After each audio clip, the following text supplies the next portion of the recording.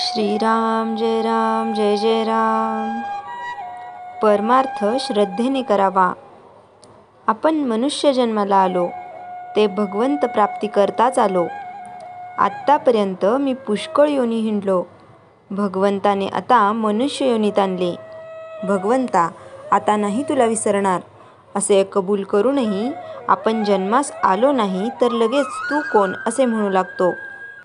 संत आपल्याला तोच मी असे भगवंताजवळ कबूल करून आल्याची आठवण करून देतात. पण संतांनी जागे केले तरी आम्ही मात्र पुन्हा तोंडावर पांघरून ओढून घेतो. याला काय करावे? झोपेचे सोंग घेतलेल्याला जागे करणे कठीणच जाते. पुष्कळ तीर्थयात्रा केल्या पण होतो तसाच राहिलो. यात दोष गंगेचा का माझा? गंगेच्या काठी कितीतरी लोक येतात, स्नान करतात, पूजा अर्चा करतात. मग हे कलियुग आहे असे कसे म्हणावे? असे एकाने म्हटले. त्यावर दुसरा म्हणाला, याचे प्रत्यंतर समोरच दाखवितो. समोर एक रक्तपिती माणूस बसला आहे. त्याला जो पापी नसेल त्याने कवटाळावे म्हणजे त्याची रक्तपिती जाईल. पण एवढे होईल की जर कवटाळणारा पापी असेल तर त्याला त्या माणसाची रक्तपिती होईल असे समजल्यावर जो तो हळूहळू तिथून पसार होऊ लागला.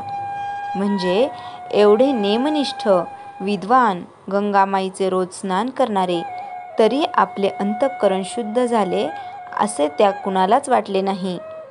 तेवढ्यात वऱ्हाडकडला एक गरीब शेतकरी घोंगडी पांघरून हातातील काठी टेकीत टेकीत येत होता. त्याची निष्ठाच अशी की गंगेत स्नान केले की सर्व पापे नष्ट होतात. त्याने गंगेत बुडी मारली आणि वर येऊन त्या रोग्याला कडकडून भेटला आणि आश्चर्य म्हणजे त्या रोग्याचा रोग एकदम बरा झाला. असे हे जे गोरगरीब भोळेभाळे लोक त्यांच्याजवळ अंधश्रद्धेने जे येते ते मोठ्या विद्वानांनाही साधत नाही. आपण व्यवहारात पुष्कळ ठिकाणी अंधश्रद्धा ठेवतो. घरून कचेरीला निघताना वेळेवर आपण पोहोचू अशी अंधश्रद्धा आपली असतेच.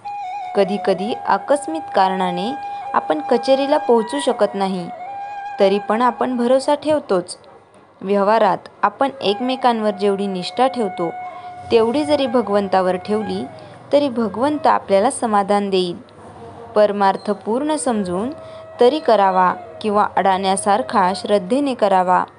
पण आपण आहोत अर्धवट म्हणजे पूर्ण कळलेले नसून आपल्याला ते कळले आहे असे वाटते. अशा माणसाला शंका फार आणि त्याचे समाधान करणे फार कठीण जाते. अमुक एक खरे आहे असे कळून सुद्धा ज्याला आचरणात आणता येत नाही तो मनुष्य खरा अज्ञानी. जे अनुभवाने सुधारले तेच शहाणे भले. श्रीराम जय जय राम. चैतन्यवाणी. परमार्थामध्ये अंधश्रद्धेची मुळीच गरज नाही पण तेथे श्रद्धेशिवाय मुळीच चालायचे नाही.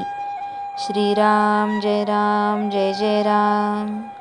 जयाच्या जनी जन्मनामार्थ झाला, जयाने सदा वासनामात केला.